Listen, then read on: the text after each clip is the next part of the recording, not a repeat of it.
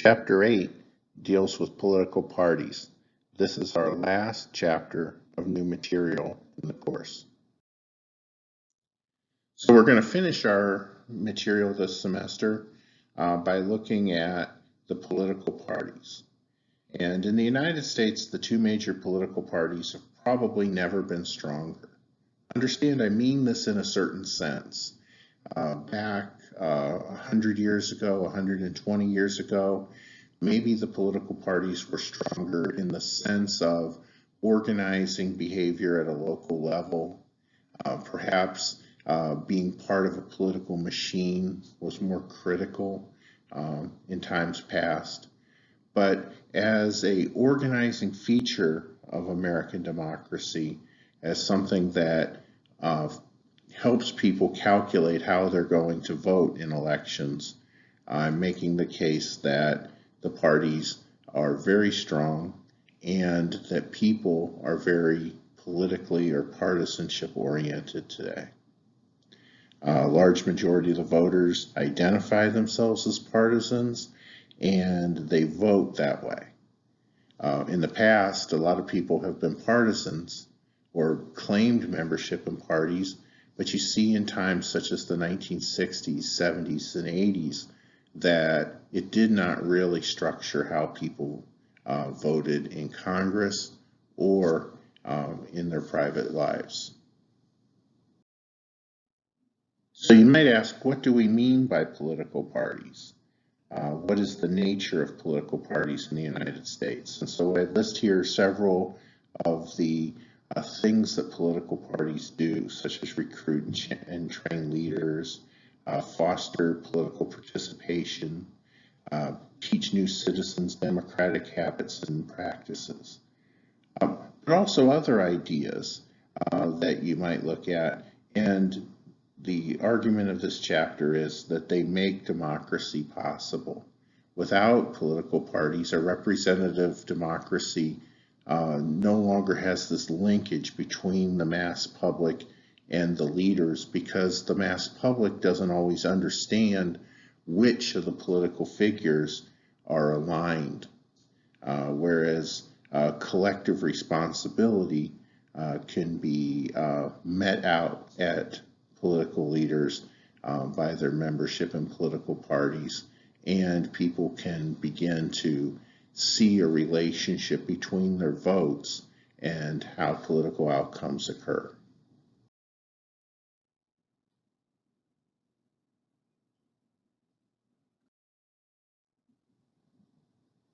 So one of the great things about the party label is how it helps us enforce collective responsibility.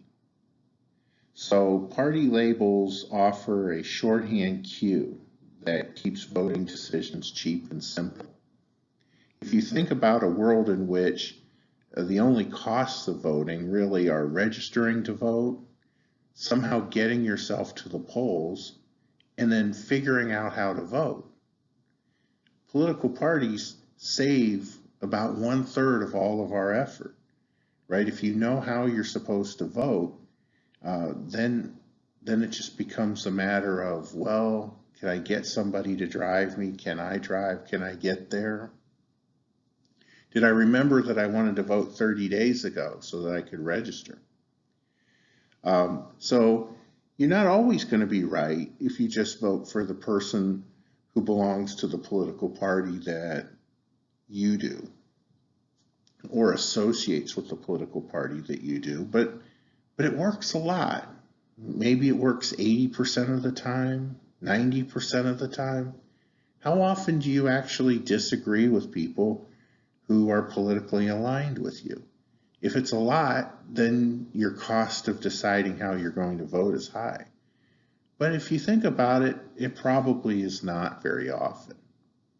And it would also explain why people who are associated and closely aligned, strong partisans, turn out at really high rates, while people who are independents turn out at lower rates. Because if you're an independent, using the party queue becomes much more difficult to you. Parties also more accurate. are able to allow us to say, hey, if a politician is not doing what we hope he would do, if he's not acting as a member of his party would, then if we are a member of that party, we can punish that activity by not voting for him. But if we are a member of the other party, we might have less animosity toward him for doing that. And it might also just obscure in our mind just which party he belongs to.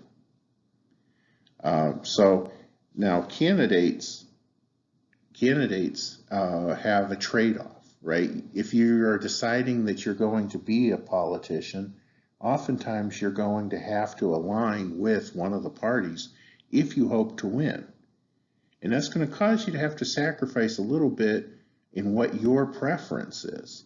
You're going to have to go along with your party sometimes when you wouldn't otherwise do that. But the payoff is that you get credit collectively. Now, on the other hand, the flip side of that is that when people are dissatisfied with your party, they're going to blame you.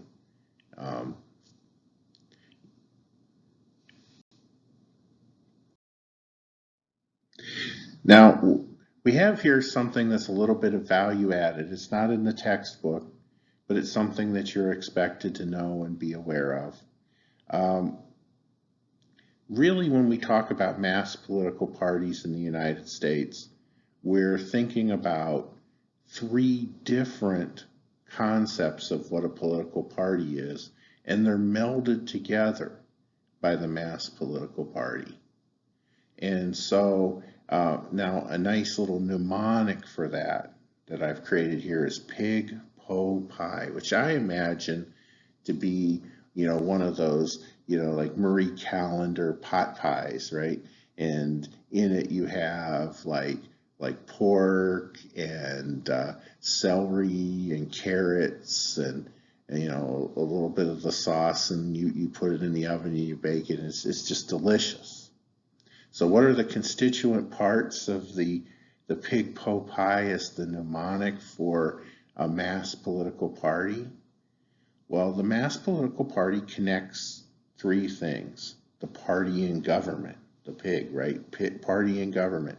And this is all of the office holders, all of the people who are holding office who associate with a political party, who need to work together in order to achieve the goals that they have and that collectively the party has. Now, this is the oldest conception of political party in the United States. When we talk about the Federalists and the Anti-Federalists and the Democratic Republicans, we're talking about really just alliances within the government. The big innovation, Andrew Jackson's innovation, along with Martin Van Buren and the other founders of the Democratic Party, was to bring in and to allow the public to see themselves as members of this political system, as members of the political party. Now, Jackson and Van Buren, they did this in large part by having a system of giving jobs to people or to relatives of people who were associated with the political party. But in the United States today, this is the group of people who apply these political labels we've been talking about to help them make decisions in elections. So the party and the electorate is composed of the voters who identify with the party and regularly vote for its nominees. A mass political party, really the part that Van Buren brings, right? Jackson is this great leader who people want to follow because he's a war hero and he's a larger than life figure. And but in addition to that, you have these more functionary type people who understand that you need to have this party organization. And the party organization is a group of people who work because they're dedicated to electing the party's candidates. And so what do? They run interference between the party and the electorate and the party and government. They motivate the electorate and they organize the behavior of the party and government. It's the pot, I guess, in the pot pie, right? The party and government is linked to the electorate through the party organization. And you should be proud. This is an American innovation.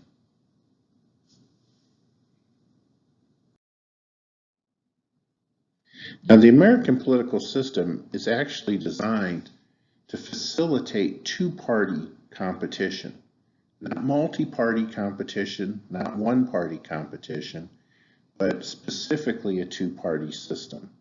We have something called the first past the post system, or the plurality system for voting, where one person per district wins and any other number of people lose an election. Most modern democracies have more than two parties, often because of the political system that they have. So if you operate in an electoral system that's called a plurality system, as most states do. Remember, we actually in Georgia have a majority system. The majority system being that if nobody receives a majority of the vote in an election, we have a runoff election. But in most of the country, and the majority system is just a modification of the plurality system anyway. Only one person per district wins. Well, if you have more than two people running, when only one person can win, that third person running has a tendency to split some of the opposition vote. Think about three candidates and imagine that the members of the two major parties are divided. They're not exactly the same. There's some difference between them in their policy preferences. And then you have a third person. No matter where you place that third person running for office, a vote for that third person will tend to lower the level of support for the candidate who's running, who's most like that third candidate. So if, for instance, if for instance you look at the 2016 election, what did we see? We saw an election between Hillary Clinton and Donald Trump. Now, I don't know what you believe to be the chief organizing feature of that election, but one of the questions of the election was, would we be willing to make a dramatic change? People in the country maybe were feeling that after the Obama years, it was time to make a change. Where the other question was Donald Trump the type of person who you might want to have be President of the United States? Well, if you were worried about Hillary Clinton and you voted for one of the other candidates, you lowered the number of votes that Hillary Clinton needed to get to win the election. However, if you didn't want Donald Trump because you thought maybe he didn't have the temperament to be President of the United States, and instead you voted for Gary Johnson or you voted for Jill Stein, then you were lowering the number of votes that the actual winner needed to win. So let's say, for instance, we believe that a candidate isn't capable of getting 50% of the vote. But is he capable of getting 48% of the vote or 46% of the vote? Well, the more people who vote for third-party candidates, the third-party candidates never win. But the number of people who are necessary for the winner to win is lowered by however many people split off to vote for the third-party candidate. So in the end, neither Hillary Clinton nor Donald Trump received half of the vote. And because of, and it makes you wonder who would have won if those third-party candidates had been forced out of the race and the voters had been forced to choose between the two candidates who had the best chance of winning. Now, other systems take into account the interests of voters for third parties much differently than the American political system does. An alternative to our system is proportional representation. In a proportional representation system, rather than paying attention just to the number of votes that are enough to win a single district, a pure proportional representation system doesn't have districts. Instead, they take the percentage of the vote that each of the political parties win. Usually there's a minimum threshold, like 3% or 4% or 5%, depending on the country. But for all the parties that reach that threshold, they're guaranteed a certain amount of representation in their parliament. And then beyond that, the proportion of all of the votes of representation in the parliament is determined by how many people or what percentage of the people voted for that political party. So for instance, if 50% of the people vote for one political party, that political party will get half of the representation in the parliament, their legislative branch. So, how would that work? Well, in the United States, if one political party gets 50% and another political party gets 47% and a third party gets 3%, in every district in America, the party with 50% of the vote wins. They would win 435 members of the House of Representatives. That never happens because in the American system, not every region of the country agrees politically. However, in a proportional representation system, if one side got 50% and another had 47 and a third had 3, well then half of Congress would be the party that had 50%, and the second party would have 47% and the third party would have 3%. Well, if the second and third party could work together, they might be able to block, or they would be able to block that the party that had 50%, or let's say one less than 50% of the vote, you get a lot of coalition governments and proportional representation systems. One advantage of the American system is somebody wins. One advantage of a proportional representation system is that the collective result reflects the breakdown of the vote amongst all of the people. And politics in the United States has changed across time. And different people have talked about the United States having different party systems at different periods of time. One person, John Aldrich, in a book called Why Parties, was probably foremost in bringing this to people's attention.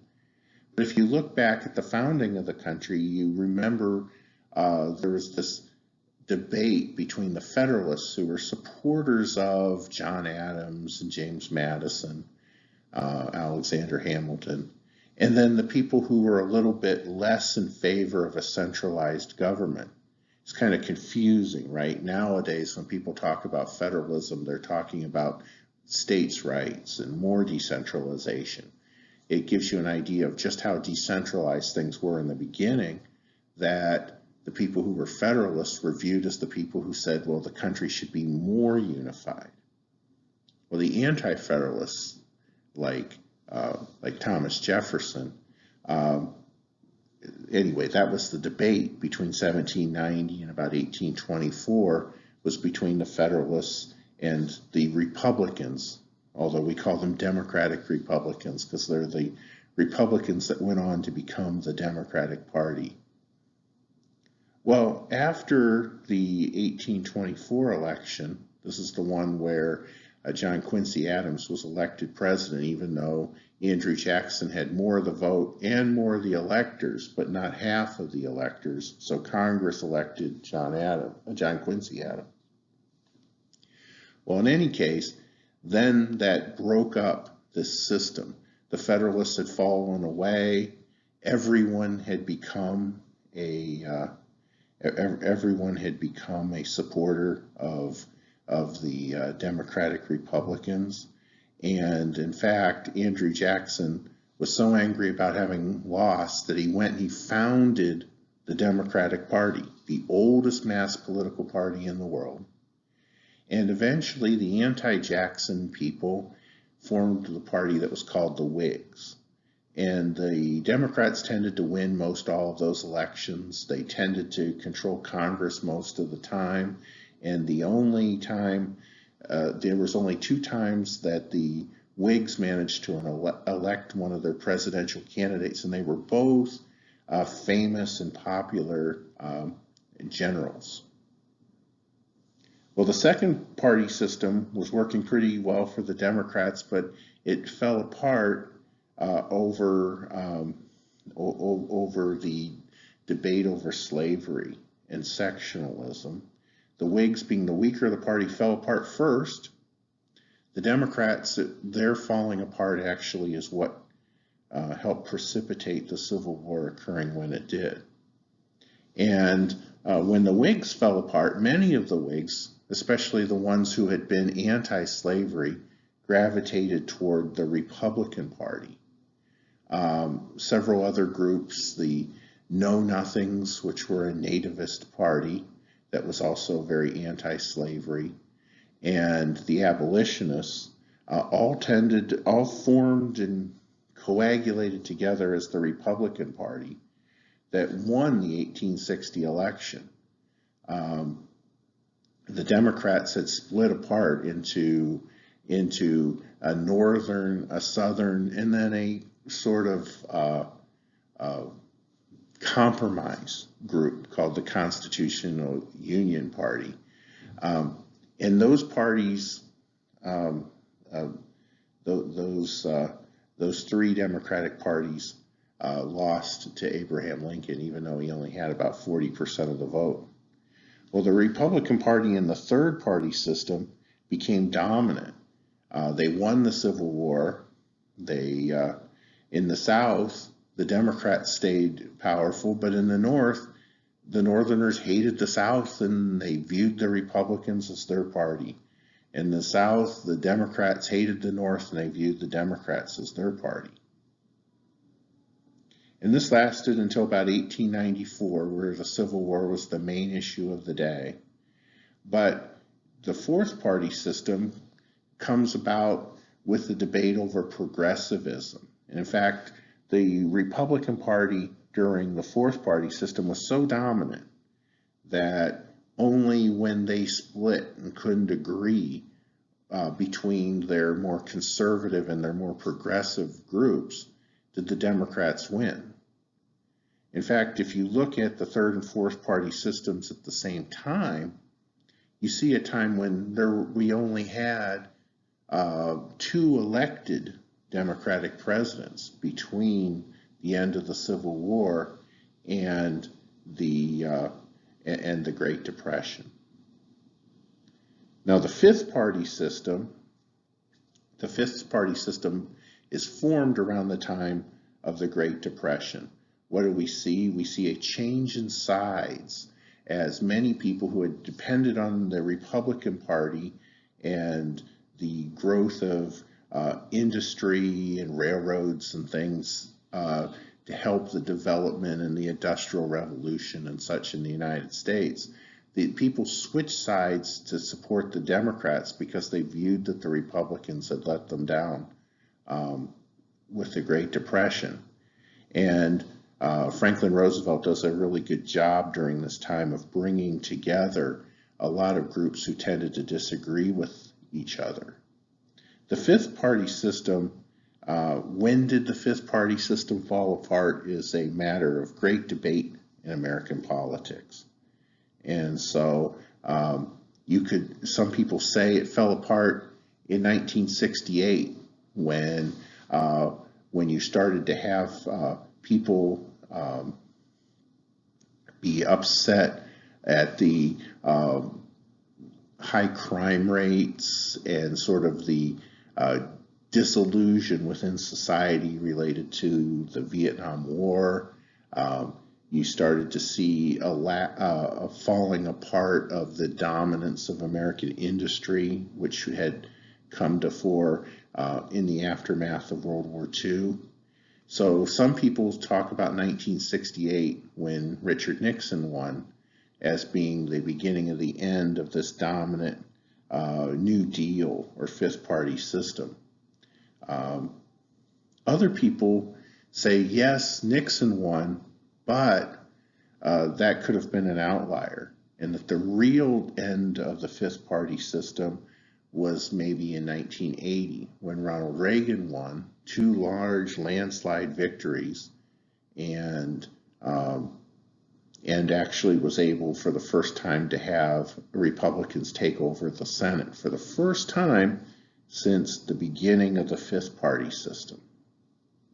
And still other people say that it lasted all the way till 1994, when the Republicans were able to take over Congress again for the first time since the 1950s, and for 2 times in a row for the first time since the 1920s. So anyway, we are definitely out of the fifth party system now. And in retrospect, we might even be out of the sixth party system. The sixth party system arguably was this period between 1968 and maybe 2008, when the Republicans tended to win more than they lost, and the Democrats tended to be in control of Congress more, with the Republicans in charge of the presidency more. But if we're in a new party system, what is it? Well, certainly we see a time when between 2000 and 2016, the Republicans have won their share of elections, right? The Republicans have won 3 out of the last 5 presidential elections and have controlled at least one of the houses of Congress for most of the time since 1994. But we also see a time where the Republicans have only won 1 out of 5 times have they won the popular vote for president. So I think we see a party system of a very big divide, an urban-rural divide, or maybe a blue state, red state divide. That if you look at the elections back in the time of Clinton or George H.W. Bush or Ronald Reagan or even Richard Nixon, that quite often presidential candidates would win huge landslides, 40 states, 30-some states, or even 2 times presidential candidates had won 49 out of 50 states. And we don't get that anymore. We have a much more divided country. So we're probably in a 7th party system now, although we'll leave to the historians to make some of those conclusions. Conventions began. They were actually a great innovation. What we saw is that political parties would bring people together from across the country, and all of the political leaders for the entire political party would have a say in who the party's nominee would be and what the party's platform would be. But across time, we see that this innovation came to be seen as being undemocratic, and now party conventions have been replaced in how they choose nominees by the party primary.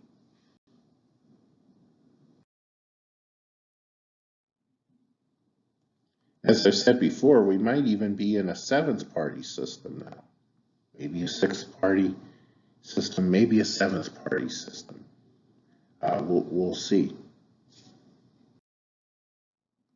Certainly, we see that partisanship endures. That partisanship has greatly expanded since the 1970s, and that partisanship becomes more closely aligned with how people actually stand on the issues.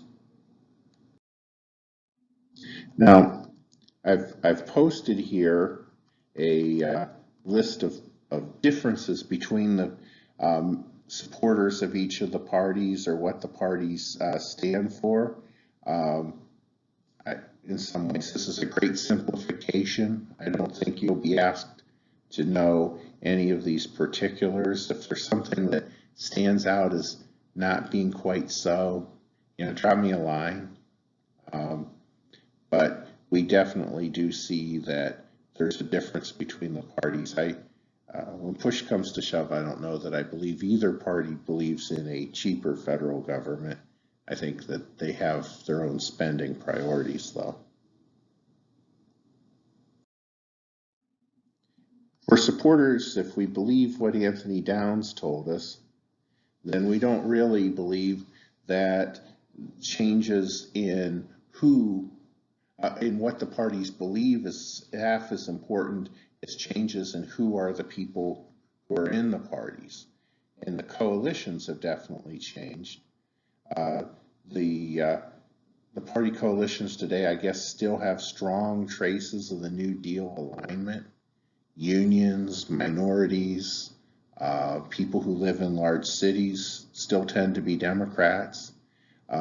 People who are more rural, people who run small businesses tend to be much more likely to be Republicans. Probably the crucial changes that we've seen since the time in the 1930s, 40s, 50s, and early 60s, when the Democrats dominated politics, to now when you have much more balance, is we see that white Southerners went from being Democrats to typically being Republicans, and that African Americans, who had been prior to the New Deal, had been excluded by the Democratic Party, have now become the most loyal stalwarts of the Democratic Party. So when we're face to face, we have a little discussion here at the end about what I mean by expediency persisting.